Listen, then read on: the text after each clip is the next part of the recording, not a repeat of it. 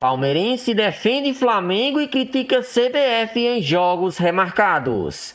Salve nação rubro-negra, estamos chegando com mais um react aqui em nosso canal. Trazemos um recorte do canal Opina Porco, link na descrição. Neto fez uma análise perfeita acerca de uma atitude da CBF, prejudicando tanto o Flamengo quanto ao Palmeiras. Marcar jogos atrasados para períodos próximos à data FIFA. Com isso, os times terão menos de 48 horas para recuperar os seus jogadores, o que se torna injusto. Vamos acompanhar o recorte e depois trazemos as últimas do nosso Mengão. Meus amigos, o que está acontecendo é o seguinte, vamos lá. Há algumas semanas atrás, nós tivemos algumas mudanças que foram efetuadas no calendário do futebol brasileiro em detrimento ao Super Mundial de Clubes. O Super Mundial de Clubes, ele paralisou a competição nacional e obviamente que a Confederação Brasileira de Futebol, vendo isso, deixou os clubes cientes de que mudanças poderiam ocorrer no final do ano. O que eu questiono aqui, só para eu não parecer incoerente, inflexível, eu compreendo que existe a necessidade de uma adequação. Mas eu acho que essa adequação, ela tem que seguir os moldes ali que seja justa. Nós temos que fazer a adequação de forma que não prejudique. Obviamente que a gente não vai beneficiar. Se a gente vê que essas mudanças vai gerar um benefício muito grande para um, opa, peraí, tem alguma coisa errada. Nós temos que equiparar essas decisões e chegar no melhor contexto para manter a isonomia esportiva. E aí acontece o Super Mundial, todo mundo sabe da adequação que tem que acontecer, etc, etc, e tudo bem. Aí o que acontece? Palmeiras é eliminado da Copa do Brasil, Flamengo é eliminado da Copa do Brasil, e a CBF, diante desse contexto, ela enxerga a oportunidade de reajustar o calendário. Aí ela olha e fala assim, olha, como as equipes brasileiras saíram da Copa do Brasil e só ficaram na Libertadores, né, como por exemplo Palmeiras, Flamengo, etc. Então vamos fazer o seguinte, vamos pegar a Copa do Brasil e jogar lá no final do ano. Então ela coloca a Copa do Brasil quase lá no Natal e adianta o calendário do futebol brasileiro para terminar no dia 7 de dezembro, do Campeonato Brasileiro. Com qual objetivo eu não sei. Porque o que acontece? Ela simplesmente esmagou os jogos do Campeonato Brasileiro e ainda deixou de brinde a Libertadores pro Palmeiras e pro Flamengo. O certo seria continuar da mesma forma. Porque já que as equipes que estavam na Copa do Brasil e Libertadores, elas foram eliminadas da Copa do Brasil, qual é o problema de você continuar as duas competições simultâneas? O Cruzeiro, ele não tá na Libertadores, mas ele tá na Copa do Brasil.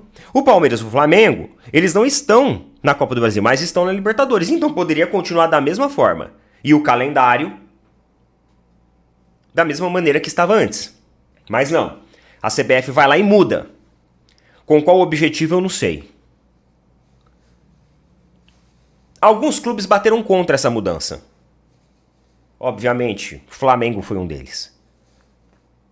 O Palmeiras lançou uma nota dizendo que entendia o difícil contexto apresentado e que compreendia e respeitava as alterações divulgadas pela CBF no sábado, dia 23 de agosto. Foi que aconteceu essa mudança aqui. Na época que aconteceu isso daqui, eu vim aqui e falei assim, olha, muito corporativismo por parte da dirigente do Palmeiras e até mesmo o técnico do Palmeiras que defendeu em coletiva a mudança do calendário, porque isso daqui pode dar problema lá na frente. Não faz sentido nenhum o Cruzeiro ficar sem competição nenhuma no paralelo, enquanto Palmeiras e Flamengo continuam tendo Libertadores. Ah, mas foi por causa de vocês que o Campeonato Brasileiro parou. É por causa da conquista nossa que o Campeonato Brasileiro parou. Conquista essa que foi muito benéfica também para a CBF. Conquista essa que colocou o Brasil em alta visibilidade, valorizando jogadores, valorizando marcas, valorizando patrocínios, etc e etc. Isso é inegável. Mas tudo bem, há alguns ajustes, né? Na semana retrasada, a CBF divulgou que o jogo do Palmeiras, que precisa ter a reposição desse jogo, que o Palmeiras tem jogo a menos, foi marcado por meio da data FIFA. Só que no sábado, dia 23, o Palmeiras lançou uma nota concordando com as alterações que a CBF estava fazendo. A partir do momento que o Palmeiras lança essa nota concordando com isso, ó, você beija a mão e você chancela para a CBF o direito de mudar. Porque, novamente, a justificativa feita pela CBF vai ser lá de trás. E hoje a CBF divulga mais uma mudança no calendário, colocando o jogo entre Flamengo e Botafogo para um dia depois da data FIFA. Palmeiras e Flamengo são as equipes que mais sofrem com o calendário. E aí você fala assim, nossa, mas vocês não, com todo investimento, vocês não têm jogadores reservas para atuar? Mas a gente quer atuar com o melhor time em todas as competições. Agora, enquanto isso, o Cruzeiro quase não tem convocações, fica tranquilo na data FIFA, correto? Vai jogar a Copa do Brasil só no final do ano, depois de ter terminado o Campeonato Brasileiro. E enquanto isso, a gente tem competição paralela, tudo bem, não é da CBF, mas vocês concordam comigo que a Copa do Brasil poderia ter seguido? A Copa do Brasil seguiria e o Campeonato Brasileiro não precisaria sofrer esse enxugo, né? Essa compressão. Ficaria um pouco mais espaçado e daria para acomodar fora de data FIFA os jogos. É interessante que Palmeiras e Flamengo hoje praticamente lideram ali a competição. E é justamente a partida dessas duas equipes que sofreram as piores alterações. Só que, a partir do momento que o Palmeiras lançou essa nota compreendendo, a gente parte do princípio de compreender uma coisa, vai compreender tudo. Porque eles vão alegar que isso aqui é um efeito dominó no calendário. O corporativismo ele tem seus problemas. A política, uma hora, ela vai jogar ao seu favor, outra hora ela vai jogar contra. Jamais o Palmeiras deveria ter feito essa nota aqui. O Palmeiras poderia até ter ficado quieto. A gente prefere não comentar nada. Só que agora, essa nota aqui tira o poder de questionamento, de protesto do Palmeiras. O que vocês acham a respeito disso? Coloca aí nas opiniões. Antes de trazermos as últimas notícias do Flamengo, pedimos que você se inscreva no canal Opina Porco, cujo link está na descrição. E aproveite para comentar. O Flamengo está sendo prejudicado com os jogos remarcados? Sim ou não? Queremos ouvir sua opinião. Agora, vamos às informações atualizadas do rubro-negro. O Flamengo vive um momento de atenção redobrada por conta do desgaste físico do elenco. Após a classificação para a semifinal da Copa Libertadores, o time enfrentou um confronto extremamente exigente contra o Estudiantes na última quinta-feira. A partida, disputada na Argentina, levou os jogadores ao limite e, para complicar ainda mais, o time não retornou ao Rio de Janeiro. Seguiu direto para São Paulo, onde enfrentará o Corinthians neste domingo, às 20h30. Em mais um jogo decisivo pelo Campeonato Brasileiro, a preocupação da comissão técnica agora se volta ao Brasileirão, que é a prioridade do clube na temporada. A disputa está acirrada na parte de cima da tabela. O Flamengo lidera com uma vantagem mínima sobre seus principais concorrentes. O Cruzeiro, vice-líder, está apenas um ponto atrás e tem um jogo a mais. Já o Palmeiras, em terceiro, tem 2 pontos a menos, mas com um jogo a menos que o time carioca. Esse cenário aumenta ainda mais a pressão por resultados imediatos, mesmo em meio ao evidente desgaste físico do elenco. O técnico Felipe Luiz já sinalizou que será necessário rodar o elenco nas próximas partidas. A maratona de jogos, combinada com as longas viagens, compromete o desempenho físico dos atletas. E, como a data FIFA entre os dias 6 e 14 de outubro se aproxima, o clube já vê esse período como uma oportunidade valiosa para recuperar os jogadores. No entanto, até lá, o Flamengo ainda terá pela frente 3 jogos com intervalos muito curtos, todos pelo Brasileirão. No último compromisso pela competição nacional, o empate com o Vasco, Felipe Luiz precisou preservar quase metade do time titular. A justificativa foi clara.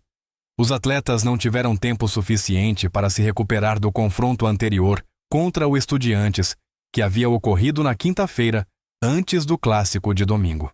Naquela ocasião, o intervalo entre os jogos foi de apenas 2 dias, situação que volta a se repetir agora. A diferença é que, desta vez, ambos os confrontos ocorrem fora do Rio de Janeiro, exigindo ainda mais da logística e da recuperação física dos jogadores. Diante disso, é praticamente certo que o Flamengo vá a campo contra o Corinthians com uma escalação bastante modificada.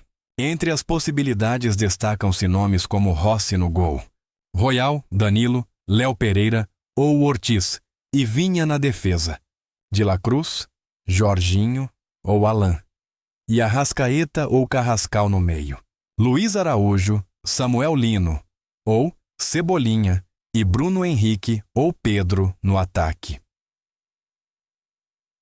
No duelo contra o Estudiantes, vários atletas já mostravam sinais claros de desgaste antes mesmo da bola rolar. Plata, por exemplo, teve que ser avaliado pelo departamento médico antes da partida. Felipe Luiz, em entrevista coletiva, revelou que planejava substituir Jorginho mais cedo, mas decidiu mantê-lo até o final, porque o meia é um dos principais cobradores de pênalti da equipe. Saúl também apresentou sintomas de exaustão. Em campo, o Flamengo precisou elevar sua intensidade ao máximo. Jogadores como Arrascaeta, que normalmente se destacam pela qualidade técnica, erraram passes simples e estiveram longe de suas melhores atuações. Ele foi substituído ainda no segundo tempo, apesar da possibilidade iminente de disputa por pênaltis. Pedro, outro destaque do elenco, também deixou o campo antes do fim. Apesar da queda técnica visível, ambos apresentaram números físicos acima da média. Os dados coletados pelo Departamento de Desempenho do Flamengo comprovam o nível de exigência da partida na Argentina. Em média, cada jogador percorreu 11,1 km durante o jogo, um número superior ao habitual nesta temporada. A média de distância em alta intensidade, ações como sprints e mudanças rápidas de direção, chegou a 1,27 km por jogador, outro número acima da média. No total, o time registrou um desempenho 35% superior na métrica que avalia esforços de alta intensidade em comparação com os demais jogos do ano. Pedro, que esteve em campo por 58 minutos, percorreu 6,6 km. Arrascaeta, que saiu aos 30 minutos do segundo tempo, somou 9,7 km, registrando sua terceira melhor marca de metros por minuto na temporada. Já Alexandro e Jorginho, que voltavam de lesão, atingiram marcas ainda mais expressivas, 10,8 km e 11,9, respectivamente. Com 2 viagens consecutivas e pouco tempo de recuperação, Felipe Luiz deve priorizar o descanso dos principais atletas nos dias que antecedem o duelo contra o Corinthians. A ideia é utilizar os 2 dias disponíveis para processos de recuperação física e fisioterapia, deixando a preparação tática em segundo plano. O Flamengo, portanto, deve entrar em campo em São Paulo com uma formação alternativa à que disputou a partida em La Plata. Enquanto isso, o desempenho do Flamengo na Libertadores foi tema de debate na imprensa esportiva. O ex-jogador e apresentador Neto usou a classificação do clube carioca como argumento para criticar o São Paulo, que foi eliminado pela LDU nas quartas de final do torneio continental. No programa Os Donos da Bola, da TV Band, Neto destacou que, apesar de ter sofrido contra o Estudiantes, o Flamengo não deixou de correr e demonstrou vontade até o fim. Segundo Neto, o time rubro-negro jogou mal, sofreu pressão e quase foi eliminado, com um gol anulado por impedimento milimétrico. Ainda assim, os jogadores demonstraram entrega. Ele destacou a atuação de Arrascaeta e Pedro, que mesmo desgastados, entraram em campo e deram sua contribuição. Neto questionou, em tom crítico, a ausência de nomes como Lucas e Oscar no time do São Paulo, apesar dos altos salários que recebem, insinuando falta de comprometimento por parte dos atletas tricolores. Para o apresentador, a diferença entre as equipes está na postura. O Flamengo, mesmo com limitações e dificuldades, conseguiu se impor e garantir a classificação. Após vencer por 1-0 no Maracanã, o time foi à Argentina precisando apenas de um empate. No entanto, o Estudiantes conseguiu abrir o placar e levar a decisão para os pênaltis. Foi nesse momento que o goleiro Rossi brilhou, defendendo 2 cobranças e garantindo a vaga rubro-negra na semifinal. Apesar do reconhecimento, Neto e o Flamengo estarão em lados opostos no próximo compromisso. Isso porque o rubro-negro enfrentará o Corinthians neste domingo, na Neoquímica Arena, em confronto válido pela 25ª rodada do Campeonato Brasileiro. A bola rola às 20h30 e a expectativa é de um jogo equilibrado, mesmo com o Flamengo possivelmente poupando titulares. O cenário atual reforça a dificuldade que os clubes brasileiros enfrentam com o calendário apertado. A sequência de jogos, viagens e competições simultâneas tem levado os elencos ao limite. No caso do Flamengo, a profundidade do plantel será colocada à prova mais uma vez, com desfalques e jogadores exaustos. A rotação do elenco deixa de ser uma opção e se torna uma necessidade. Nas próximas semanas, o clube vai precisar administrar forças, priorizar a recuperação física dos atletas e contar com o desempenho dos reservas para manter a liderança do Brasileirão e continuar firme na busca pelo título da Libertadores. É um momento decisivo da temporada, e qualquer erro de gestão de elenco pode custar caro.